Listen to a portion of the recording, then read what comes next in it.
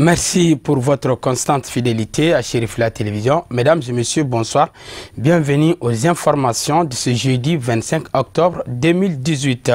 La salle Modibo Keïta de l'Assemblée nationale du Mali a abrité les travaux de la session ordinaire du mois d'octobre, au cours de laquelle les honorables députés de la 5e législature ont adopté à l'unanimité par 122 voix les projets de loi portant modification à la loi relative aux ressources fiscales des communes, cercles et régions et celle portant création du Centre pour le développement du secteur agroalimentaire. C'était ce jeudi 25 octobre à l'Assemblée nationale. Suivons ce reportage.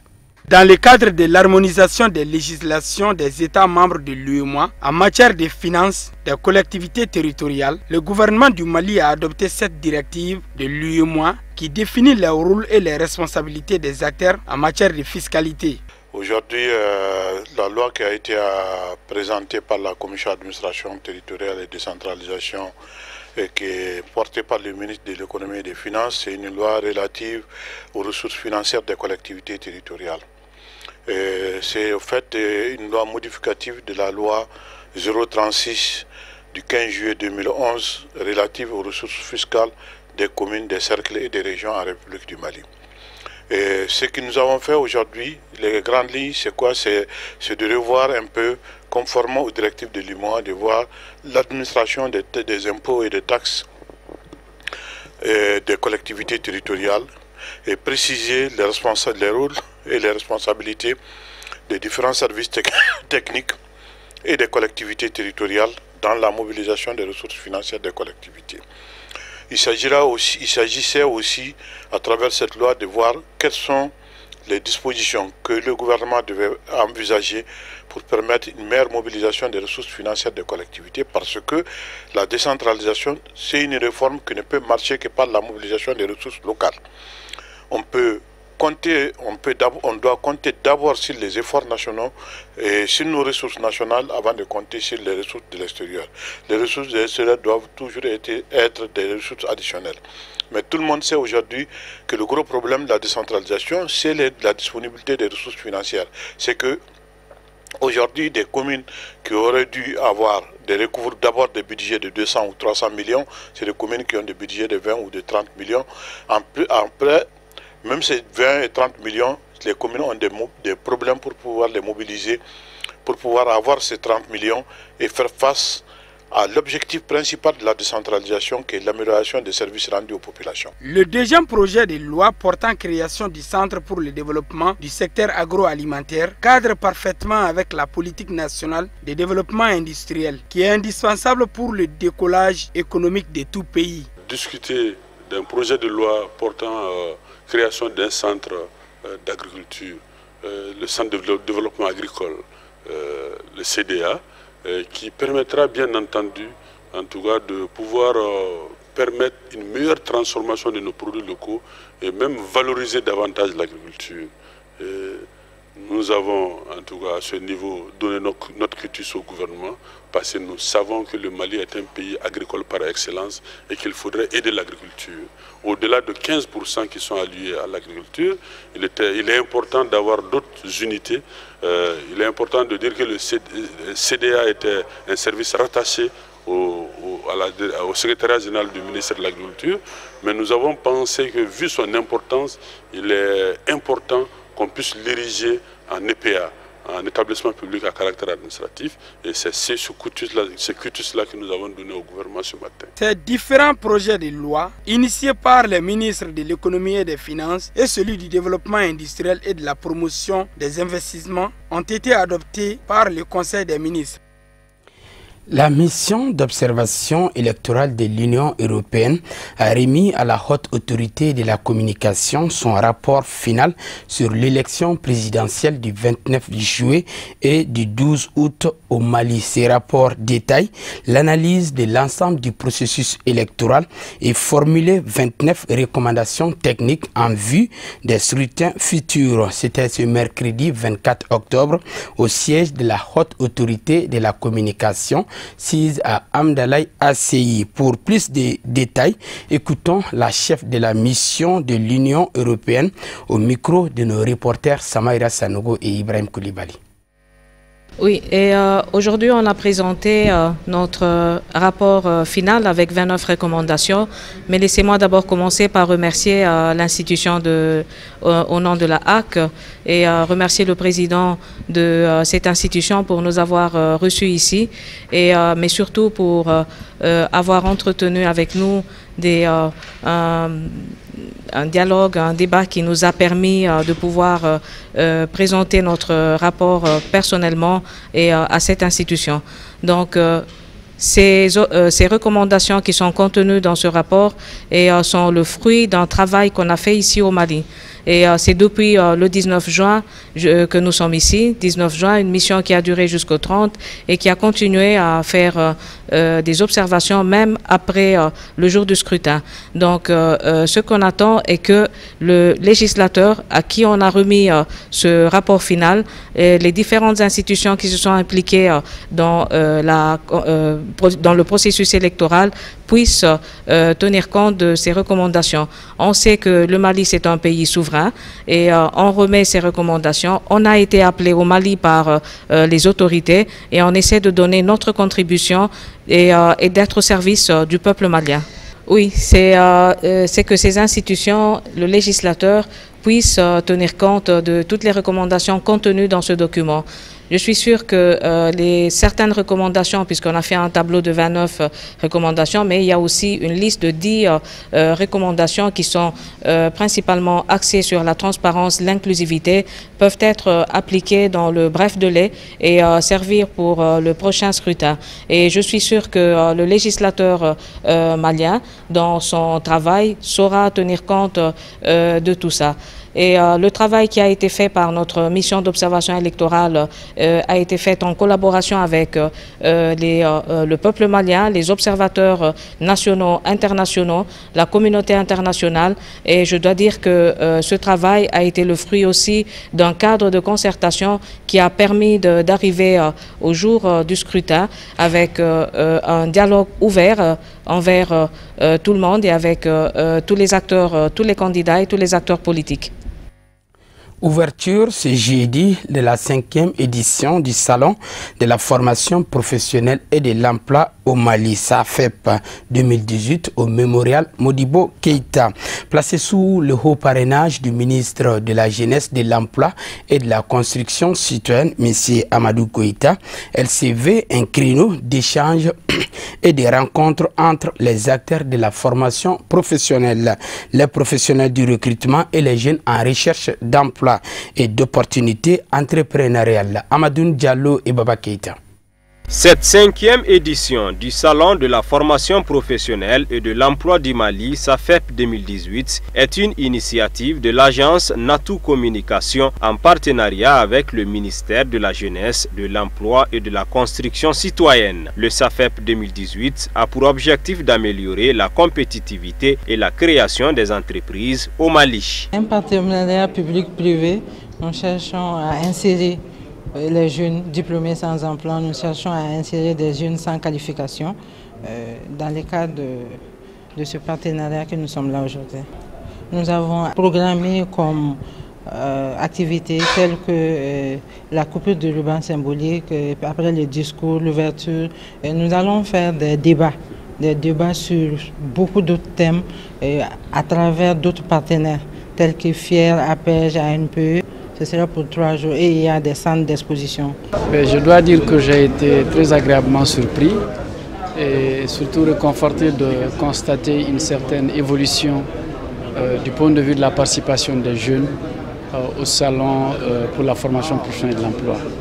Parce que l'objectif du salon, c'est d'offrir un espace de rencontre entre l'offre et la demande. Et on se rend compte avec ce qu'on a vu ce matin, que de plus en plus les jeunes créent leur propre entreprise et s'installent pour montrer ce dont ils sont capables. Donc pour dire qu'au niveau de la coopération suisse, c'est pour nous une très grande avancée au vu des 4 premières éditions qu'on a déjà accompagnées. Dans son discours d'ouverture, le représentant du ministre de la Jeunesse, de l'Emploi et de la Construction citoyenne dira que le SAFEP 2018 est une opportunité à saisir et met l'accent sur l'auto-formation et l'emploi au Mali avant de procéder à une visite guidée des stands.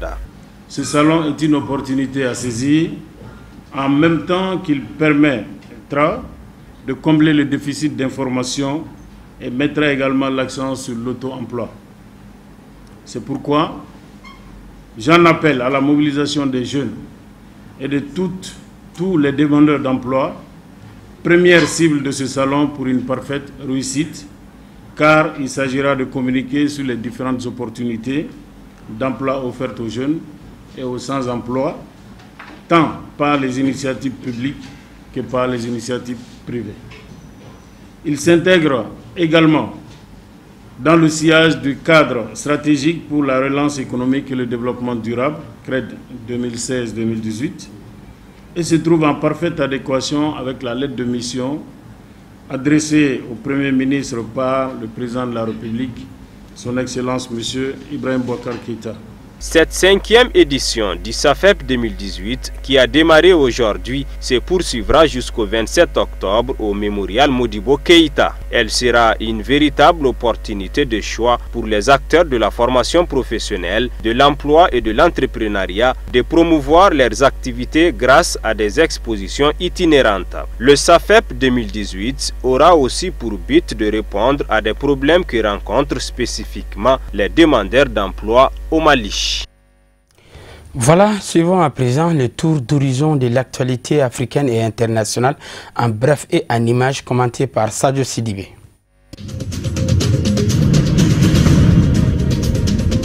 Le président du Libéria, George Weah, a déclaré mercredi libre des droits d'inscription l'ensemble des universités publiques de ces pays pauvres d'Afrique de l'Ouest pour les étudiants du premier cycle.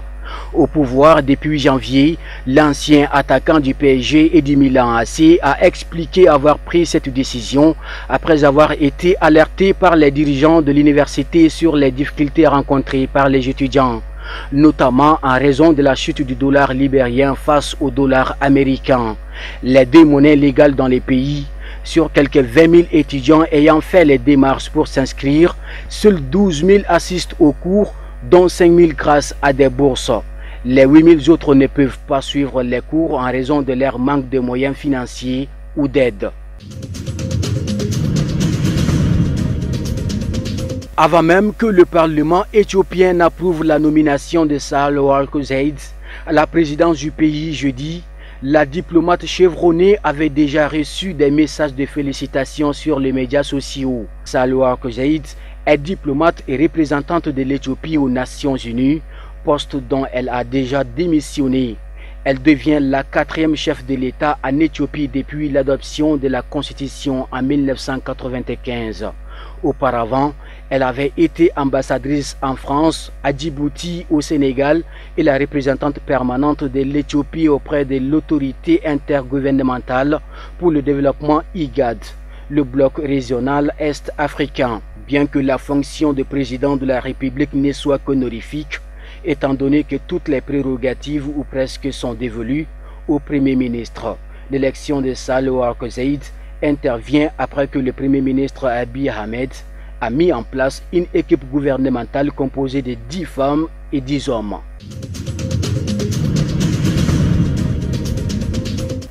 La principale coalition de l'opposition togolaise accuse le pouvoir de violer les décisions de la communauté économique des États de l'Afrique de l'Ouest CEDEAO portant le processus électoral au Togo et dénonce des irrégularités. Le dialogue politique initié pour trouver une issue à la crise politique qui dure depuis plus d'1 an entre le président Faure Gnassingbé et l'opposition qui réclame sa démission n'a pas permis d'apaiser les tensions.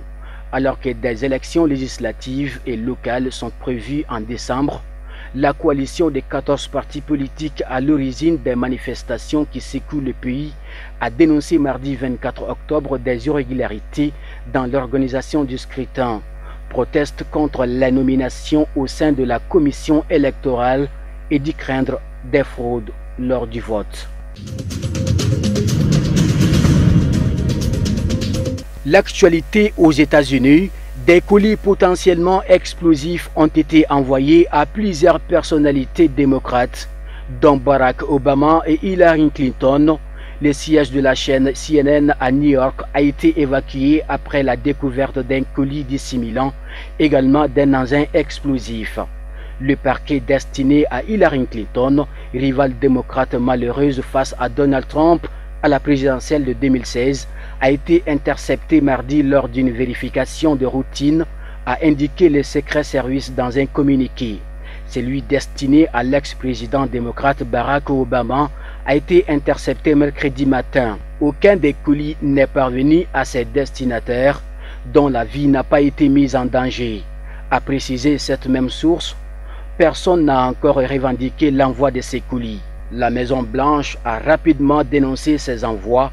Pour sa part, Donald Trump a lancé un appel à l'unité et jugé que la violence politique n'était pas tolérable aux États-Unis. Et l'on termine par l'actualité en Chine, où une autoroute de 55 km reliant par la mer Hong Kong, Macao et la Chine continentale a été inaugurée le 24 octobre 2018. Cet ouvrage d'art pharaonique débuté en 2009 a exigé de construire ponts suspendus, tunnels et îles artificielles. Son coût est estimé à 15 milliards d'euros.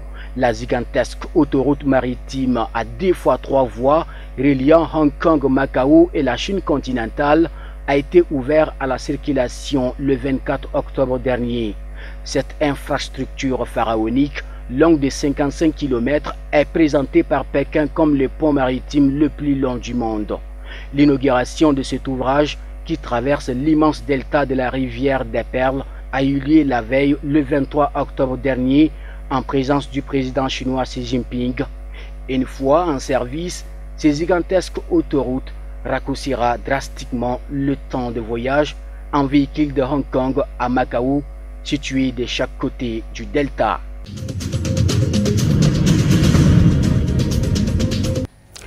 Voilà, ainsi s'achève cette édition d'information qui a été préparée par l'ensemble de la rédaction. Merci à vous de l'avoir suivi.